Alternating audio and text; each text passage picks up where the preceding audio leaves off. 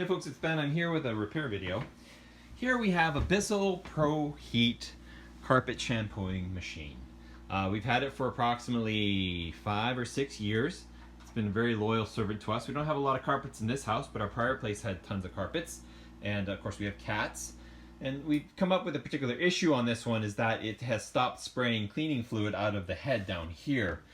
We get lots of cleaning fluid out of this part, but we don't get any out of the head. Now I have kind of dug into the machine already at one point in time, and we are getting essentially cleaning pressure all the way up until we get up towards the heater element up here. So the return from the heater doesn't have any pressure, but we got lots of pressure going up. So the issue is in the heating area here.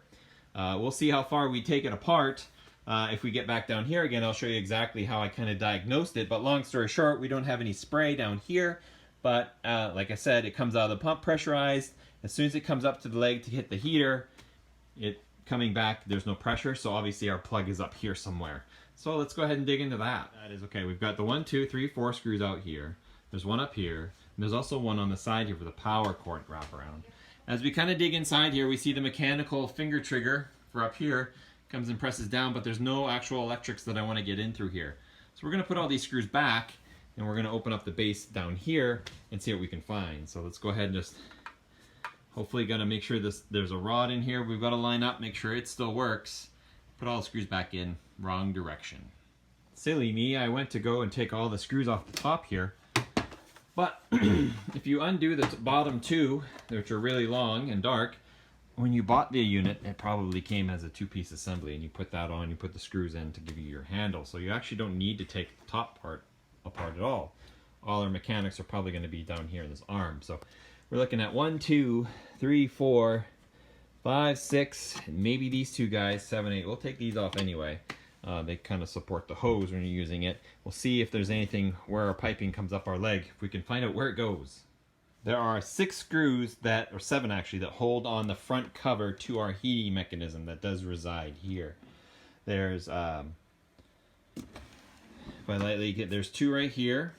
There's 2, another set that's below it, and then these are tricky, the ones in the legs here, because they're super long. In fact, I had to use an extension on a regular Phillips bit to get those. They're so deep in there. Don't forget your little hose bottom has one as well. Set it down, and the top will come off. Make sure we don't mess up our power that's right here while we're doing that. Okay, so now what we see here on the side is from the base we have the clear pipe that comes up to 2 things here. We have a T, and this goes to our wand for the suction. So we have lots of wand spray, so obviously our problem is not beyond that. It's going to be up this way. So if we come up here, we have our switch on and off. You know, the trigger we pull back. And that turns on the water. So here's our on-off valve. So this is where, presumably, where our problem is going to start. Because that clear pipe indicates there's nothing. It comes down to the heater mechanism. It comes in, it comes out, and then it goes back down into the machine. And because I want to check it, we're gonna go ahead and take the bottom off here. The bottom is super easy to do. It's 2 screws here. 2 screws here, and I think there are 2 screws, yeah, but you gotta take the plastic cover off, which actually, if I remember, yeah, it comes off like that. We've got those 2 screws there, and you lift it straight up and it'll come off. With the 6 screws that I pointed out removed, you can lift it from the front. Now you need to be careful in this vicinity because it kind of interlocks with your switches, so you want to kind of lift it up and pull it out nicely, and plus our wheels are held on to the base with the top. So once you have it here, leave it here. We can kind of get more into what the heck's going on here. Flow of fluid through the machine is this, and so this is how you're going to want to kind of track it down. You have your suction here from your tank. That comes up to your pump, which is kind of driven by the vacuum to a degree. It comes out here, and follow it up through, and it comes down, and this is the part that goes up to the nozzle. So that's the part that travels up here to this T. This side goes to your squirt nozzle on your hose, and this goes up through the heater and back down on the black hose through your filter screen, and we have no pressure here. and then it comes to this little segment here, and then to each individual spray nozzle. So it comes up here and sprays, and comes over here and sprays. The filter is to keep your nozzles from getting plugged. So you can just, it's just a little screen. It did have a white substance in it, which I'm guessing is corrosion. Oops, let's not wreck everything here. This one should be spotless because it's not getting any liquid, but see, there's a little bit of, I don't even know if it's in here anymore. Maybe not. It does have that little white substance. That's either soap residue. It could also be corrosion from the heater element that did get caught before it went to the nozzles, but that's where that falls into play. So if you've got, when you're running it and you have no pressure down here, and it's hard to tell, right? Because the tank sits here usually, but you can just use a pair of pliers to lift the hose. If you've got pressure, but not up to here, the next stop is way up here in this little heater assembly. So something's plugged up here, what I don't know, but for the run of it, long story short, we'll bypass it if we can't clean it. But that's our next step. So electrical disconnection's easy, and we've got photographs in this video to tell us where stuff was, but here's the black up here. It connects to this element here, and then we have the white that connects down here. The wires are only as long as they'll fit, and they're just essentially a spade connection. It's cool. The ground, which is green, just has a screw. So with those done, this little segment wire here can stay. We only have our hose connections left, so we'll just take a pair of pliers and undo those, and we'll remove the unit, but it's now electrically separated from the machine. The heater core is actually fine. Water comes in and out of it quite easily. You just blow on one side and it comes out the other. So that's not the issue. And since we know that water going that way is not an issue, now I'm concerned is that it's actually my little switch here that might not be working correctly. So I guess the easiest way to test that is we'll undo the hose up here and we'll blow. And if water moves through, then I don't know what the issue is. We'll have to fire it up and test it. Otherwise, I don't know how to fix that. We'll just have to run some cleaner through it or something. Let's give it a spin.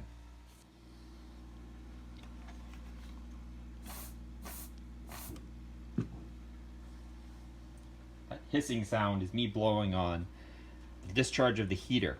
Now that means that there's no problem going from here all the way down to the T and out to the nozzles that spray on the floor. So that's clear. And blowing on this part here netted me this valve working correctly. As you squeeze it down, it lets water through, and as you let go, it works fine. So another issue we might need to look at, that this button's getting pressed hard enough by the switch. When you press it, it's pushing down hard enough to open that valve. It might need to be shimmed up or something like that, because there's no flow issues with the heater or any of the piping. So what I'm going to do now is an actual running test of it. And you can see we've got some water coming out of the intake there. So my plan right now is to put the heater back on, and we'll get it, we'll try our blow test here one more time using the valve. And then if everything's cool, we'll put it back together, and then we'll see if we can run water through it. That's ultimately what it's not doing and what we need it to do. I've installed the tank with quite a bit of water inside, so our ripple line, we're well covered on the intake.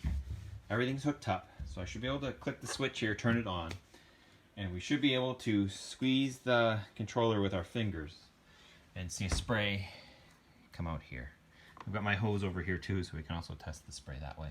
Let's go ahead and turn it on, and I'm not going to talk over the video because it's going to be loud, and I'm going to turn the volume down. Let's go ahead and see if we can get this thing to kick butt.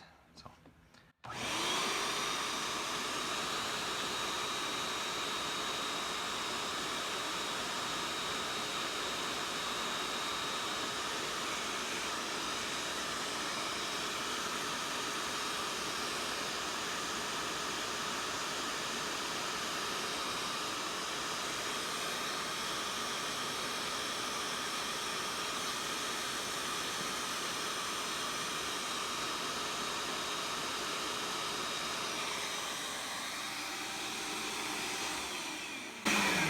So the initial problem is still there, where that's not a lot, and both of them do the same. They just kind of dribble out, which is not when you end up having to wand the floor down and then run the carpet cleaner over it, which isn't the most ideal. Plus you're not getting any of the heating power.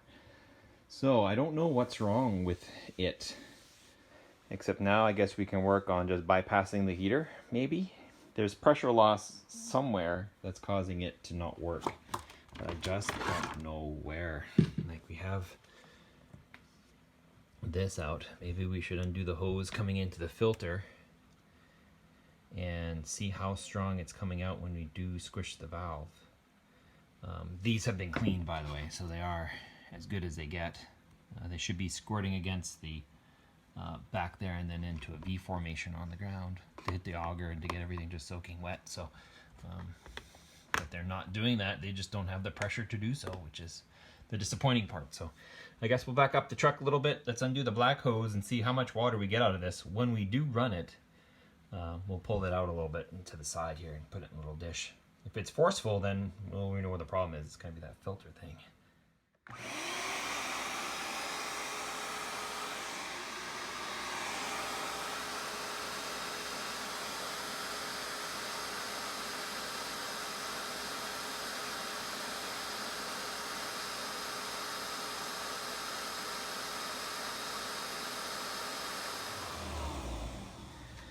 Well, there's some crap in there that we flushed out.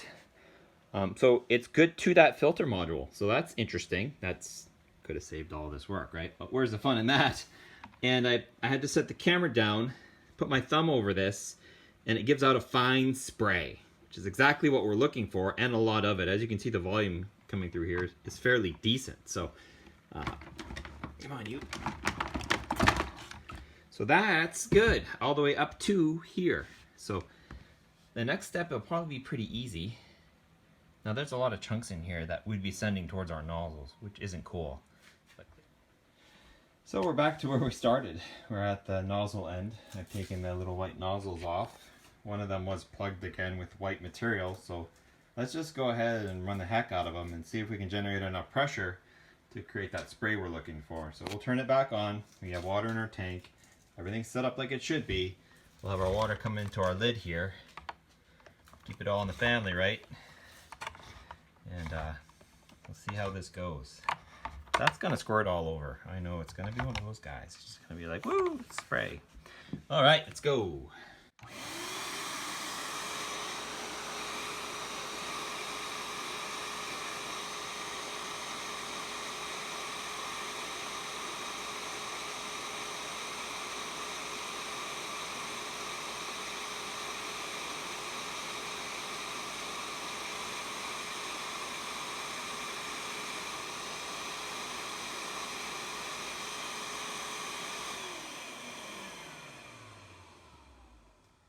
Well, the biggest thing we saw out of that was all this white stuff.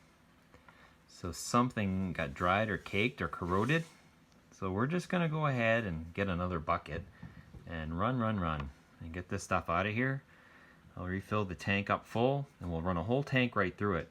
See if we can get these white chunks out of the way. I don't know what they are. Maybe I need to put CLR through it, but that seems dangerous. So let's just see if we can flush it out and get all that red crap out. So they both restored to full spray. So the good news, bad news part of that, I guess, is that A, this entire video was unnecessary because we just needed to flush the system out, the nozzles here.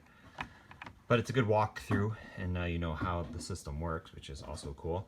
But number two, it does work fine, but these they'll be issued to contaminants. I ran an entire tank of warm water through the system.